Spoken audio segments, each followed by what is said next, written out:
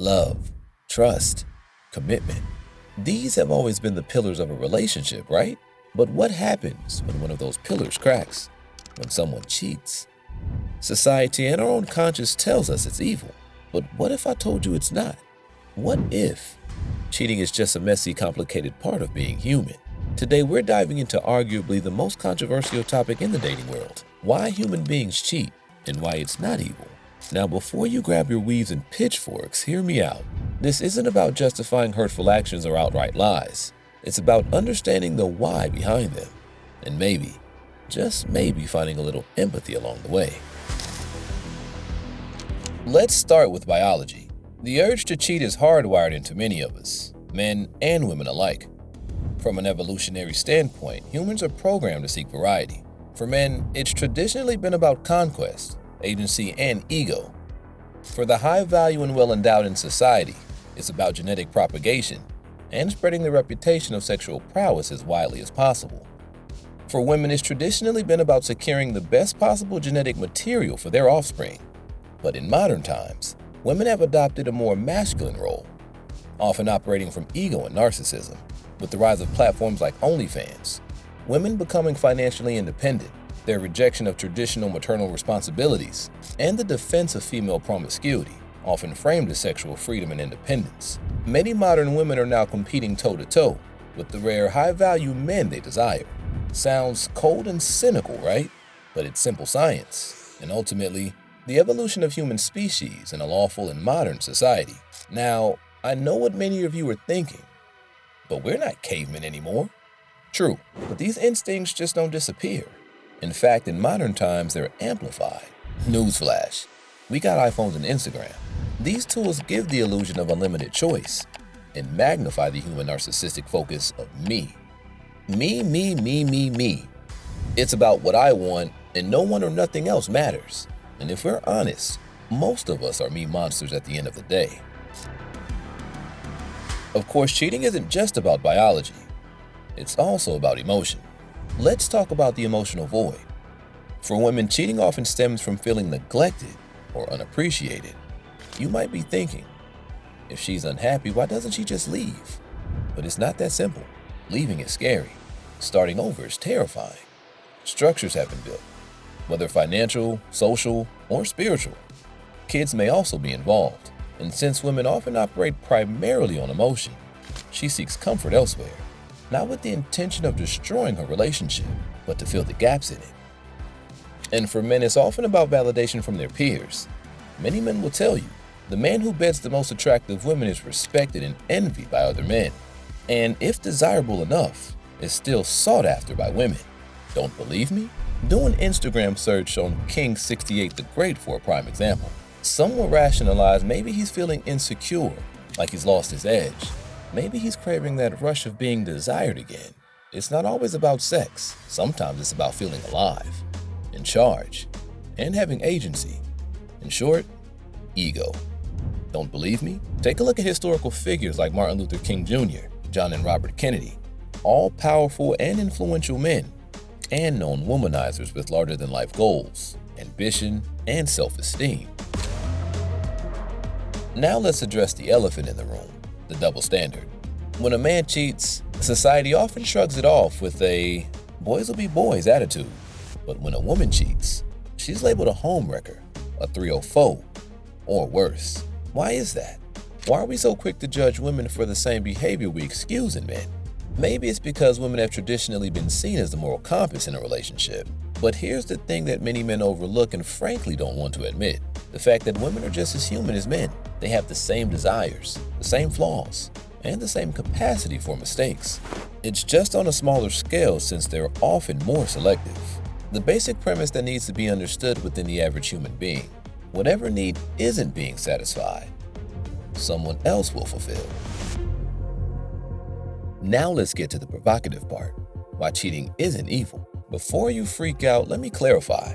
I'm not saying it doesn't hurt. It does, deeply. But labeling it as evil oversimplifies a deeper, complex issue. Cheating is often a symptom of deeper problems that both partners contribute to. For example, having multiple partners isn't inherently wrong. Polygamy and polygyny have always existed. The issue is lying and not being honest about wanting to see multiple people, which denies the other person the option and the power to make an informed choice. Men often lie out of selfishness and the fear of losing a great woman. They don't want to let that one get away, so they lie and cheat. Women often conflate the idea of the man committing to the good girl while lusting after the Instagram baddie. What needs to be understood here is that the wifey is the main course, but the baddie is dessert, aka the side piece. Societal evolution, however, won't let this stand. This is where an immovable object, the modern woman, meets an unstoppable force, the male libido. An infamous man once said, if a woman's body count was tattooed on her forehead, the majority of the world's problems would be solved. Many women often conceal the truth of their sexual past due to societal judgment, fearing that this might affect their chances of finding a suitable partner.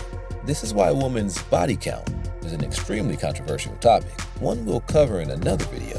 Think about it though. If your partner cheats, does that automatically make them a bad person? Or are they just human? Maybe they made a mistake. Maybe they were lost.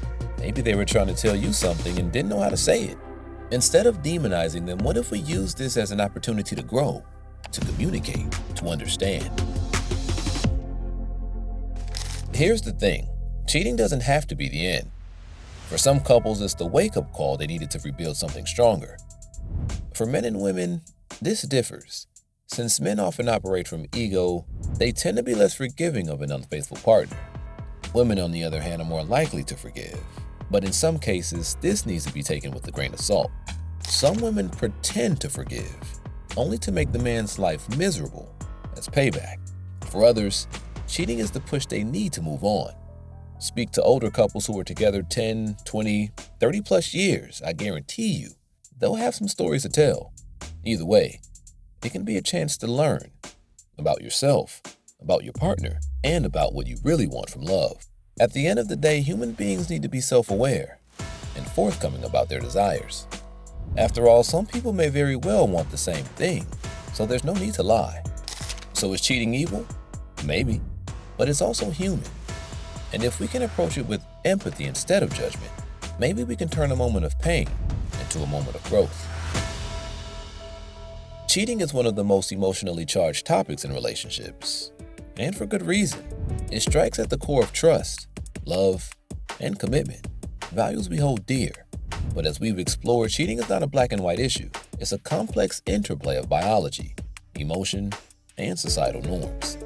What's often missing from the conversation is the nuance. Cheating is rarely just about sex or lust. It's often a symptom of deeper issues, unmet needs, emotional voids, or a lack of communication.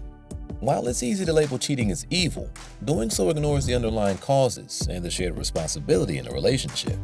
Empathy is key. Instead of rushing to judgment, we should strive to understand the motivations behind cheating.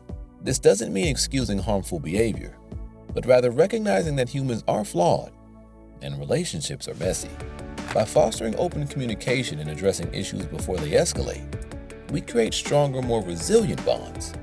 Ultimately, cheating forces us to confront uncomfortable truths about ourselves and our partners. It's a mirror reflecting our desires, insecurities, and vulnerabilities. And while it can be painful, it also offers an opportunity for growth if we're willing to face it with honesty and compassion. So, is cheating evil? It's complicated. But what's clear is that relationships thrive on trust, communication, and mutual understanding. By focusing on these pillars, we can navigate the complexities of love with greater clarity and compassion. I know this is a tough topic, but I'd love to hear your thoughts. Do you think cheating can ever be justified? Have you experienced it in your own relationships? Keep the conversation going in the comments below. Remember to be objective while being respectful. And if you found this video thought-provoking, don't forget to like, share, and subscribe. Thanks for watching.